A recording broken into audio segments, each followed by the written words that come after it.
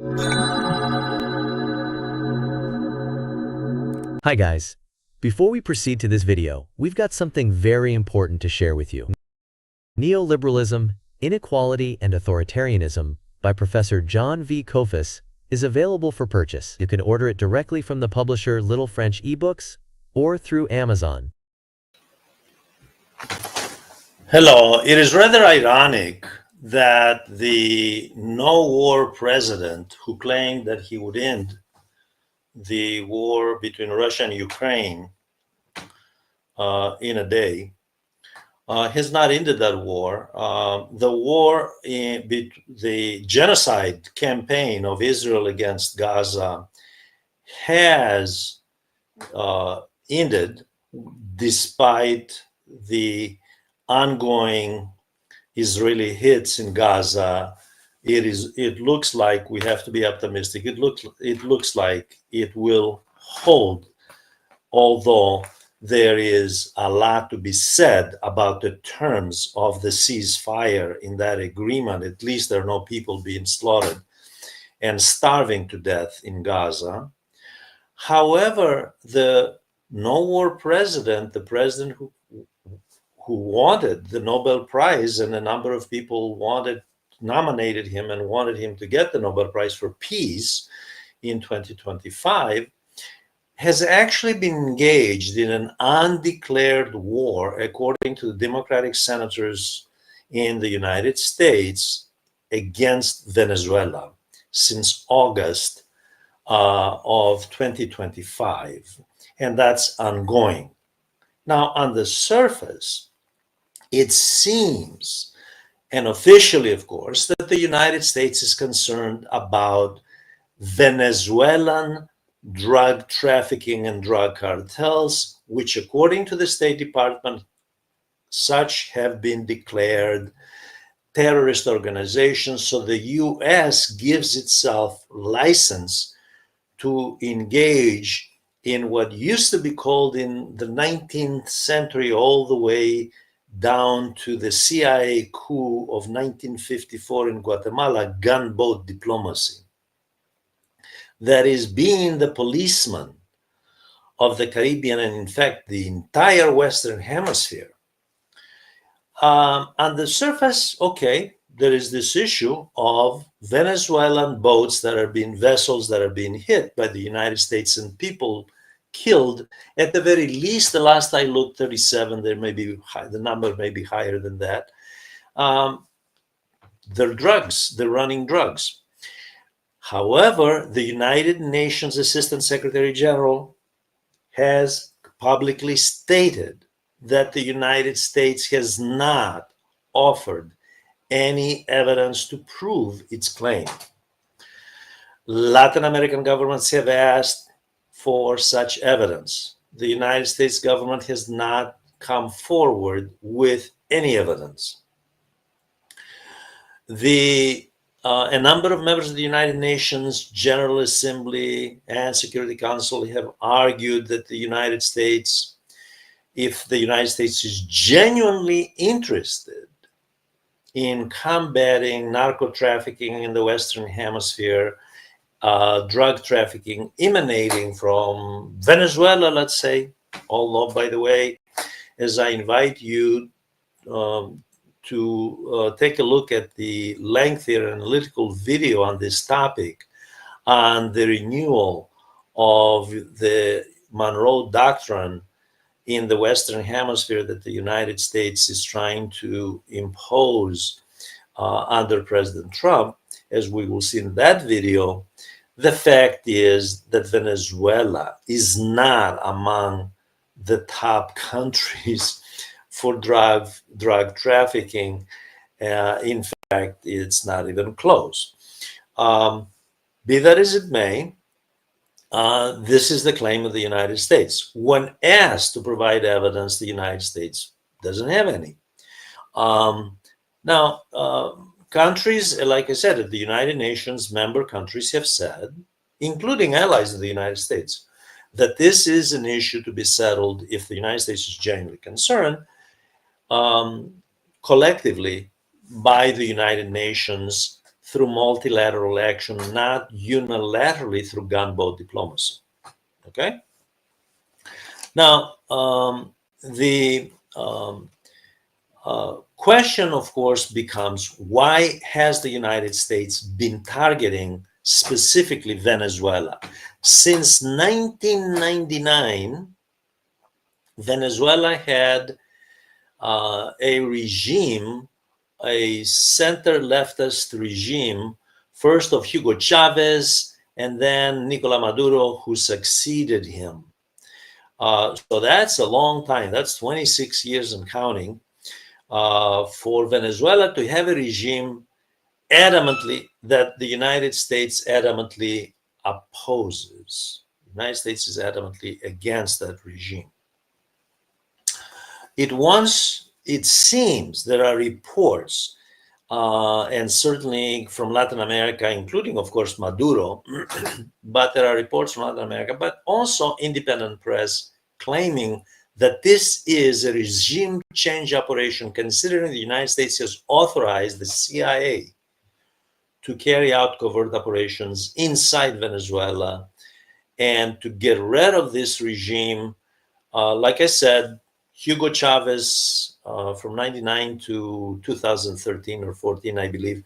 And then since then, Maduro, a government that tries to strike a course that is nationalistic, doesn't particularly cave to corporate interests from abroad, and doesn't, although it cooperates with them, and it has, even Maduro has offered U.S. oil companies a share of the pie, and it does deal with foreign corporations, by the way, extensively. However, it is much friendlier to three rivals of the United States, at least the United States considers enemies: China, Russia, Iran. Okay. The issue is indeed about the oil of Venezuela, but beyond the oil of Venezuela, the issue is about the hegemony of the United States, historically declared in 1823 by the U.S. government, known as the Monroe Doctrine, that this hemisphere, the Western, the entire hemisphere from Canada to Argentina, belongs to the Americas. That extracontinental powers, at that time, the U.S. government had in mind Western Europeans, by the way, certainly not China and Russia, Western Europeans, that extracontinental powers ought not to intervene. This was the time of the independence movements of Latin America, and the fact is that Britain and France were moving in and imposing economic dependency on Latin America and using the gap, the power gap of Spain and Portugal retreating from Latin America to penetrate the Latin American markets and use its vast labor and raw material resources, and of course to sell manufactured goods to them. Now, the fact is that it's no secret that a number of Latin American countries, led by Brazil, by the way, are more in favor of the BRICS group, China-led BRICS group. And although the Brazilian model is very different than the Russian model, Brazil sees the multilateralization of its foreign economic policy to benefit its interests. And Brazil has a long-standing, going back to the 1950s, by the way, a long-standing position that it should conduct a foreign economic policy that benefits the national capitalist interests, not the foreign capitalist interests first, and then subordinate the national interest to those to the foreign interests. Venezuela is more or less vying for some sort of model of that sort. Now, dependency theory scholars, dependency theory is one that actually has its roots in Latin America, have argued for a long time that the United States has used terms of trade that are favorable to itself and unfavorable to Latin America. And part of the struggle here is that China doesn't penetrate Latin America and the Western Hemisphere, considering, by the way, that includes all of the Western Hemisphere, and that includes Canada, considering the perpetual animosity between the United States and Canada over trade, and the U.S. continuing to challenge the Canadians to bend the knee, as the saying goes these days, to the Trump administration in terms of trade, and the Canadians are refusing to do that. Even the Canadians, who are not known, by the way, for being pro-Chinese, are looking to China, just like other countries are looking to China for economic leadership here and for deals. Now, the issues that I develop in the longer video are multifaceted issues here. This is a very complex topic. This is not about drugs, by the way. The U.S., just for the record, has the highest consumption of illegal drugs in the world as a percent term.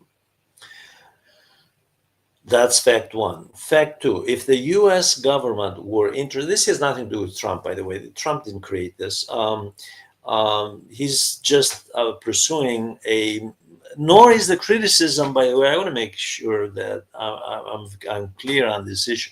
And I'm not criticizing Trump for pursuing a forever war doctrine, although there's a lot to criticize Trump about on this issue with regard to hypocrisy. But it's really about the institutional elites behind Trump that make money. And Trump, by the way, inadvertently has in a press, it wasn't exactly a conference, in a press briefing, inadvertently admitted that, hey, we're making money out of these wars. I think this is really a criticism of the military-industrial complex and the corporate interests behind that are pushing Trump, and obviously have an interest in agitating, whether it's in Venezuela, largest oil reserves in the world, by the way, and the disputed border issue on oil between Guyana and Venezuela, in which the U.S. oil companies, of course, are on the side of Guyana. And interestingly enough, at the United Nations meeting on the U.S. militarism in the Caribbean, just off the territorial waters of Venezuela, where the U.S. has been hitting boats and killing a few dozen civilians there. Guyana was solidly on the side of the U.S. because they want that oil. That's that's a complex issue in itself. But it is about the dominance of this hemisphere. And given the retreat of the United States on a world scale economically, looking at statistics of the International Monetary Fund and the World Bank, in terms of where the U.S. is GDP-wise in purchasing power parity today, where it's going to be by 2050, China is already way ahead by 10 trillion right now. So China, in terms of purchasing power parity, GDP / PPP, purchasing power parity, China is 10 trillion ahead. It's going to be nominal value way ahead of the United States in 25 years.